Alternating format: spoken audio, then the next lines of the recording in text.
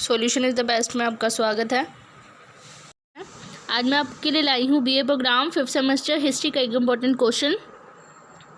इससे पहले मैंने पोल साइंस से रिलेटेड भी मैंने वीडियोस बनाई थी, उसको जाके आप मेरे चैनल पे देख सकते हैं।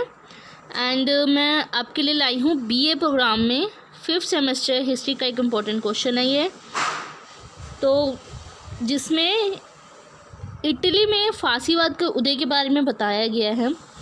हमारा हिस्ट्री का सिलेबस चेंज हो गया था, इसलिए मैंने सिलेबस के अकॉर्डिंग इम्पोर्टेंट क्वेश्चंस आपके लिए बनाए हैं। बुक के अकॉर्डिंग मत पढ़िएगा, सिलेबस जो लेटेस्ट सिलेबस है उससे रिलेटेड जो क्वेश्चंस हैं, टॉपिक्स हैं, उस पर ही लर्न करिएगा इम्पोर्टेंट क्वेश्चन। तो उसी से रिलेटेड मैं आपके लिए क्वेश्चन लाई हूँ, इम्पोर्टेंट है बहुत ज़्यादा, जो इस साल एग्ज़ाम में पूछने के 100% चांसेस हैं। तो चलिए वीडियो को स्टार्ट करते हैं। अगर आप मेरे चैनल पे नए हैं तो मेरे चैनल को सब्सक्राइब कर दीजिए और बेल आइकन को प्रेस कर दीजिएगा, ताकि जो इम्पोर्टेंट क्वेश्चंस है 5th सेमेस्टर से रिलेटेड तो मैं आप तक पहुंचा सकूं। इटली में फांसीवाद का उदय किस प्रकार से हुआ था, कि फांसीवाद क्या है इसके बारे में मैं बताऊँगी, और जो फांसीवाद का उदय किस प्रकार से हुआ था और किसके थ्रू हुआ था, किसके नेतृत्व में हुआ था, वो भी इसमें बताया जाएगा।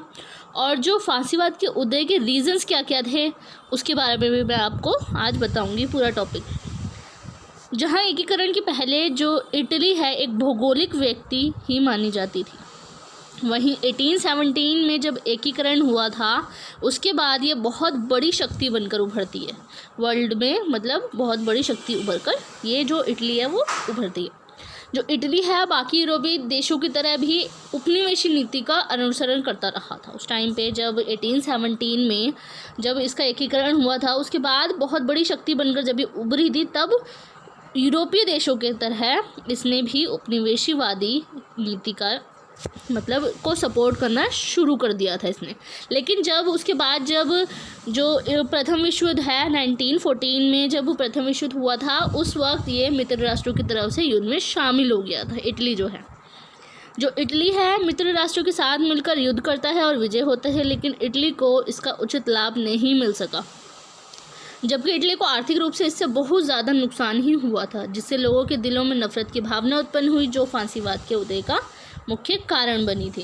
क्योंकि जब इटली ने जो इटली है उसने प्रथम विश्व युद्ध में भाग लिया था मित्र राष्ट्रों की तरफ से, लेकिन उसमें जब अस्त्र शस्त्र वगैरह थे उनकी होड़ लगाने की वजह से इसको आर्थिक रूप से बहुत ज़्यादा इसको नुकसान हुआ था।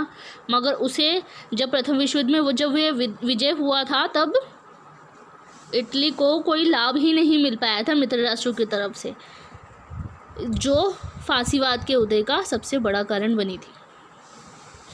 प्रथम विश्व युद्ध के बाद यूरोप में बहुत बड़ी संख्या में राजनीतिक आंदोलन भी हुए थे, जिसको फांसीवाद का नाम दिया गया था। प्रथम विश्व युद्ध हो गया, उसके बाद जो इटली है, इटली में बहुत बड़ी संख्या में राजनीतिक आंदोलन हुए थे, जिसको फांसीवाद का नाम दिया गया था। यूरोप में ही इटली है जहाँ पे फांसीवाद का उदय हुआ था। इसका नेतृत्व किया था मुसोलिनी ने। इसके द्वारा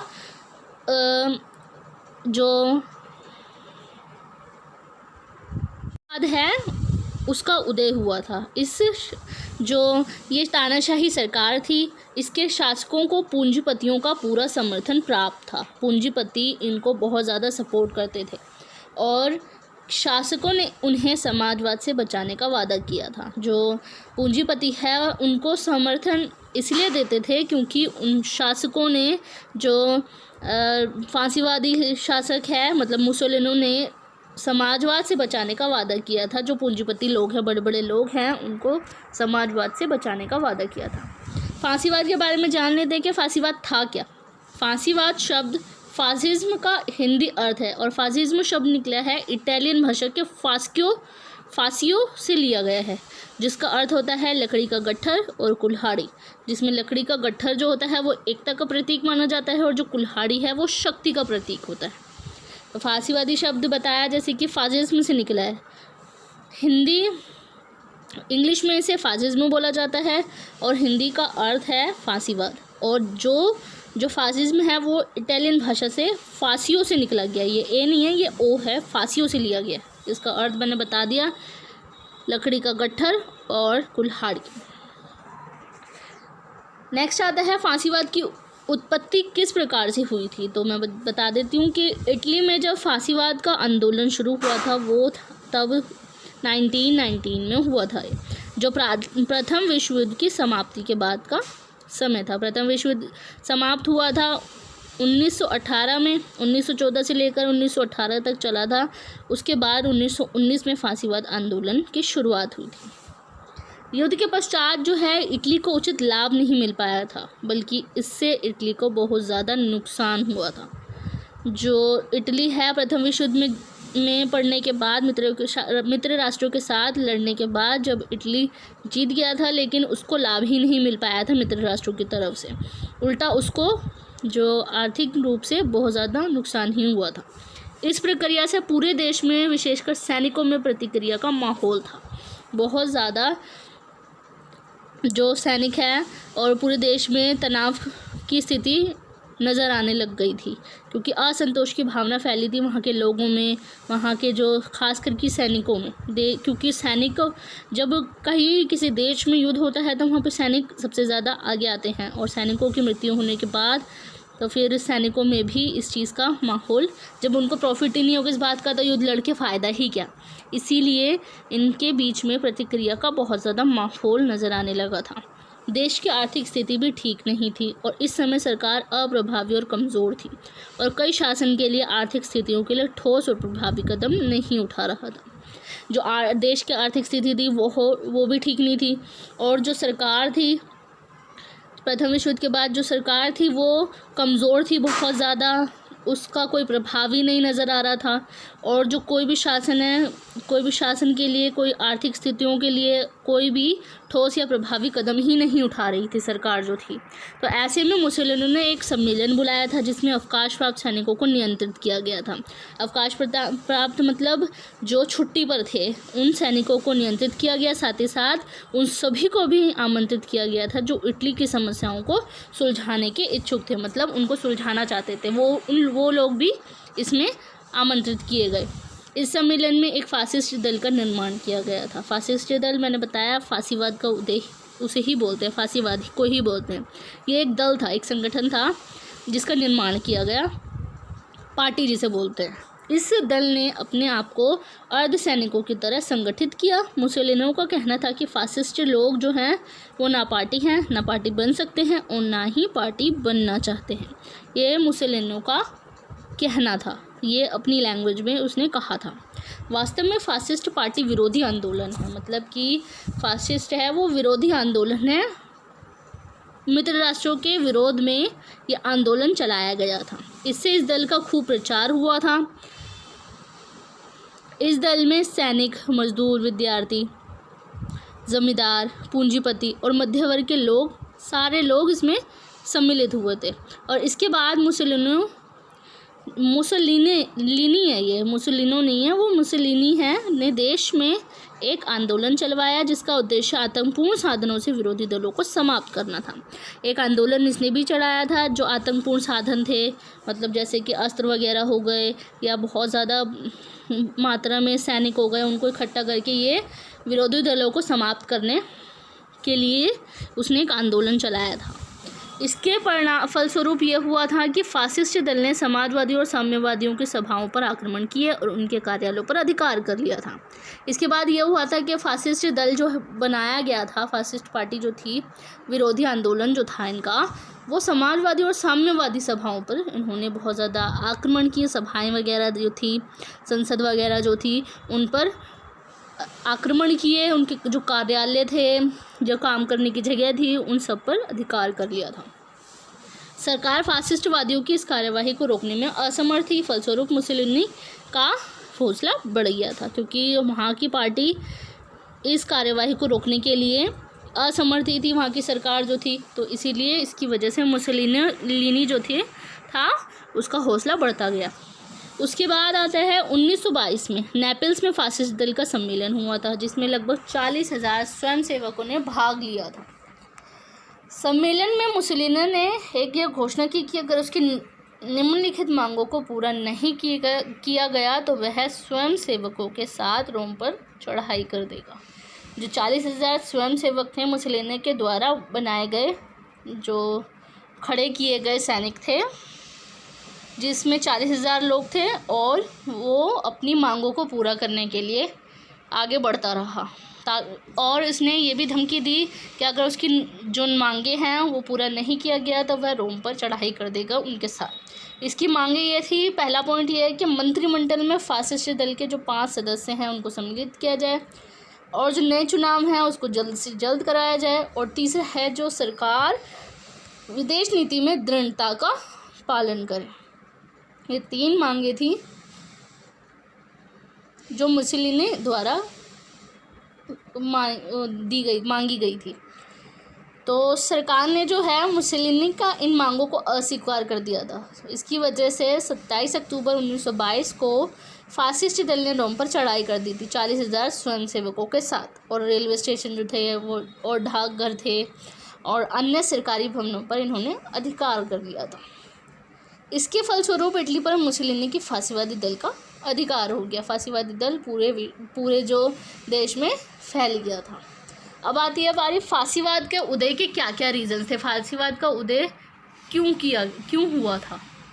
तो पहला पॉइंट ये है कि इटली की जनता में असंतोष, मैंने जैसे कि ऊपर बताया कि इटली की जनता में असंतोष फैल गया था, क्योंकि जब इटली को प्रथम विश्व युद्ध में बहुत ज़्यादा नुकसान हुआ था मित्र राष्ट्रों की तरफ से लड़ने की वजह से, तो जो मित्र राष्ट्र हैं उन्होंने उसका उचित लाभ प्राप्त करने में देने से इनकार कर दिया था।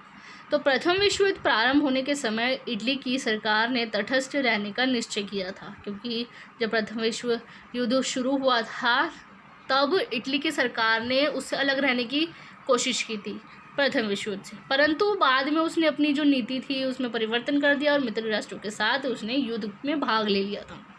युद्ध में सम्मिलित होने से पहले सन 1915 में इटली ने मित्र राष्ट्रों के साथ लंदन की संधि की थी। एक्चुअली में 1915 के बाद ही इटली जो था मित्र राष्ट्रों के साथ विश्व युद्ध में सम्मिलित हुआ था, लेकिन उससे पहले जब 1915 में जो इटली है उसने मित्र राष्ट्रों के साथ लंदन की एक संधि की थी, जिसमें मित्र राष्ट्रों ने युद्ध के पश्चात इटली को ऑस्ट्रिया, जर्मनी तथा टर्की का कुछ भाग प्रदान करने का आश्वासन दिया था।